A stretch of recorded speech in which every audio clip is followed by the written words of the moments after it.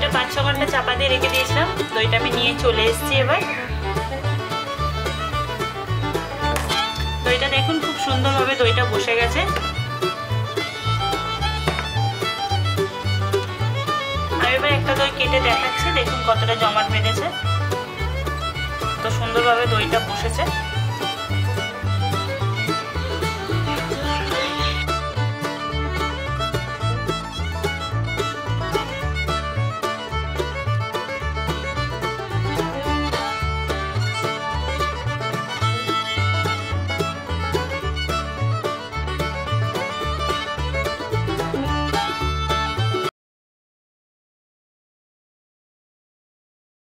Hello friends, আমি শ্বেতা। আজকে আবার আপনাদের সামনে চলে এসেছি। আশা করছি সবাই খুব ভালো আছেন, আর আপনাদের সবাইকে ওয়েলকাম জানাচ্ছি আপনাদের সবাইকার প্রিয় চ্যানেল ভিলেজ শেফ শ্বেতা। আর যা অত্যাধিক গরম পড়েছে, তাই অত্যাধিক গরমে বেশি কিছু খেতেও ভালো লাগছে না, বেশি কিছু রান্না করতেও ভালো লাগছে না। তাই এখন গরমের সবথেকে উপযুক্ত খাবার হলো দই। তাই আজকে আপনাদের কাছে নিয়ে চলে এসেছি আজকে দইয়ের রেসিপি নিয়ে। বাড়িতে থাকা উপকরণ দিয়ে হয়ে যাবে, সবাই পারতে পারবেন। খুব সহজে করে দেখাবো, যাতে সবাই বাড়িতে দইটা তৈরি করে খেতে পারেন। পুরো রেসিপিটা দেখতে থাকুন কিভাবে করছি, চলুন।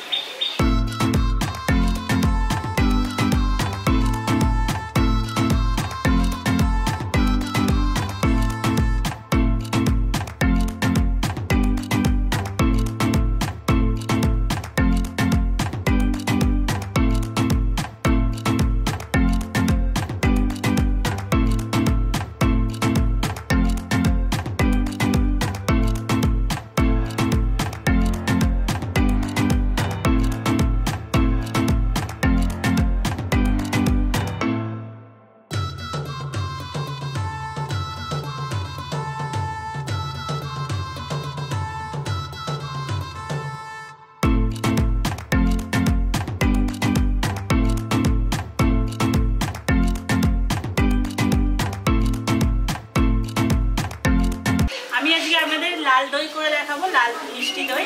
নর্মালি গরমে টক দইটা খাওয়া বেশি উপকারী, কিন্তু আমি আজকে মিষ্টি দই করছি। আর মিষ্টি যে দইয়ের যে লাল কালারটা আসে সেটাও আমি খুব সহজেই করে দেখাবো। চলুন, আমি সবার প্রথমে এখানে আমি একটা দই নিয়ে নিয়েছি, 100 দই নিয়ে নিয়েছি। এবার এটা আমি জল ঝরতে দিয়ে দিচ্ছি। আমি এখানে এই 100 টক দইটা আমি আগে জল ঝরতে দিয়ে দিচ্ছি।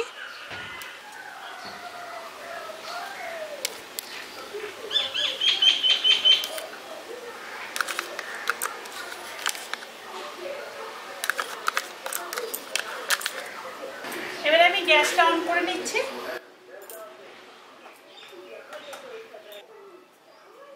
কড়াইটা বসিয়ে দিচ্ছি।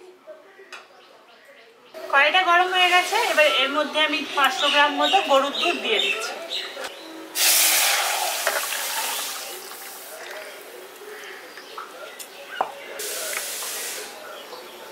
দুধটা এখানে দিয়ে দিয়েছি। এবার দুধটা জাল করে নিচ্ছি ভালো করে।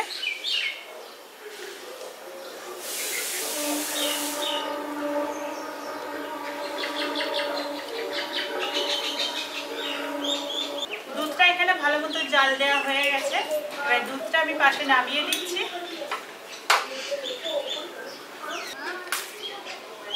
এবার আমি আরেকটা কড়াই গরম করে নিয়েছি। এখানে আমি 1 কাপ চিনি নিয়ে নিয়েছি। এবার চিনিটা দিয়ে দিচ্ছি।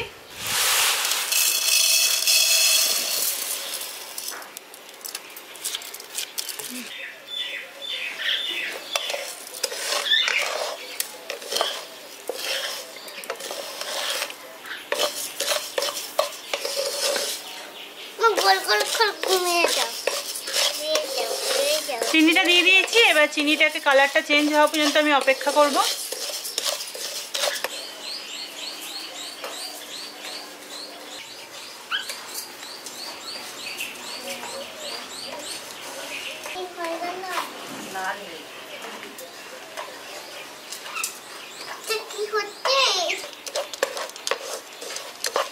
হাতের মতন হয়ে গেল, রেড হয়ে গেছে, আরো রেড হবে অনেক।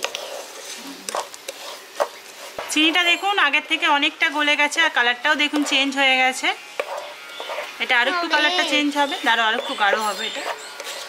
চিনিটা দেখুন এখানে ভালো মতো ক্যারামেল হয়ে গেছে। এবার এর মধ্যে আমি দুধটা দিয়ে দিচ্ছি।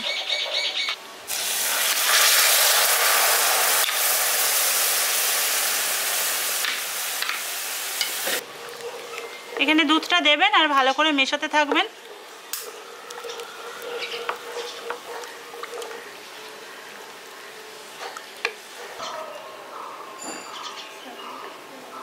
এবার দুধটা দিয়ে দেওয়ার পর ভালো করে এটাকে আমি ফুটিয়ে নিচ্ছি।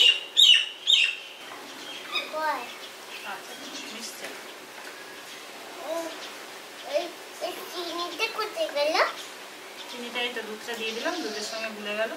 দুধটা দেখুন এখানে ভালো মতো মিশিয়ে দিয়েছি আর এটাকে জাল দিয়ে হাফ করে দিয়েছি। এবার আমি গ্যাসটা অফ করে দিচ্ছি।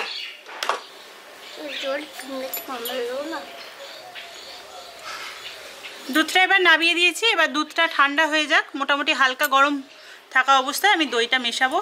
আমি দইটা পাতার জন্য এখানে মাটির ভাঁড় নিয়ে নিয়েছি 250 গ্রামের দুটো। এবার এর মধ্যে আমি যেই দইটা জল ঝরাতে রেখে দিয়েছিলাম টক দইটা এবার ভালো করে মাখিয়ে নিচ্ছি। এবার এটা ভালো করে ভাঁড়টার চারিদিকে দিয়ে দিচ্ছি।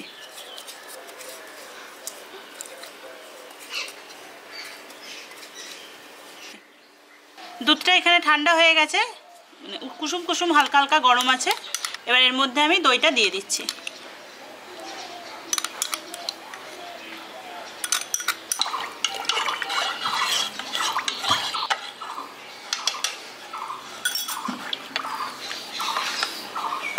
এখানে ভালো মতো মেশানো হয়ে গেছে। এবার আমি এই ভাঁড়ের মধ্যে ঢেলে দিচ্ছি।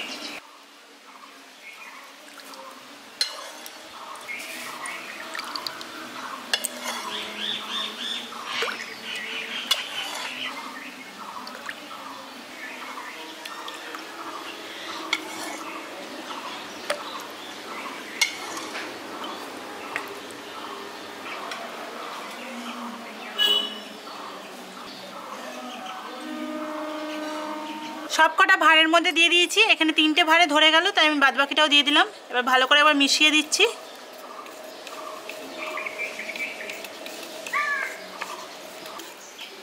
এখানে দেখুন ভালো করে মিশিয়ে দিয়েছি।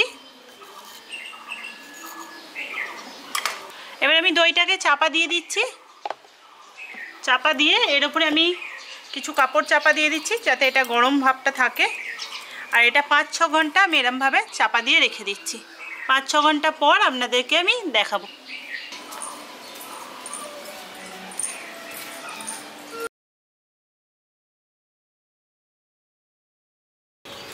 দইটা 5-6 ঘন্টা চাপা দিয়ে রেখে দিয়েছিলাম। দইটা আমি নিয়ে চলে এসেছি। এবার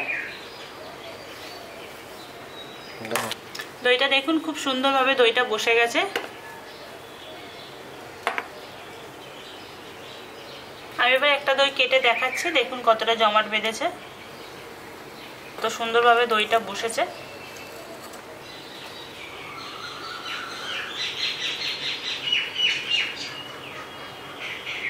আপনাদের যদি এই রেসিপিটা ভালো লাগে তাহলে লাইক, শেয়ার এবং কমেন্ট করতে ভুলবেন না। যদি এখনো চ্যানেলকে সাবস্ক্রাইব করে না থাকেন তাহলে প্লিজ সাবস্ক্রাইব করে দিন। আর পাশে থেকে বেল আইকনটা অবশ্যই ক্লিক করবেন। আর যারা নতুন সদস্য হয়েছেন তারাও অবশ্যই কিন্তু চ্যানেলকে সাবস্ক্রাইব করতে ভুলবেন না। আর যদি ভিডিওগুলো ভালো লাগে আপনাদের প্রিয়জনের মধ্যে প্রচুর প্রচুর প্রচুর শেয়ার করে দেবেন। আজকেকার মতো বাই। আবার নেক্সট দিন আসবো কোনো নতুন রেসিপি নিয়ে।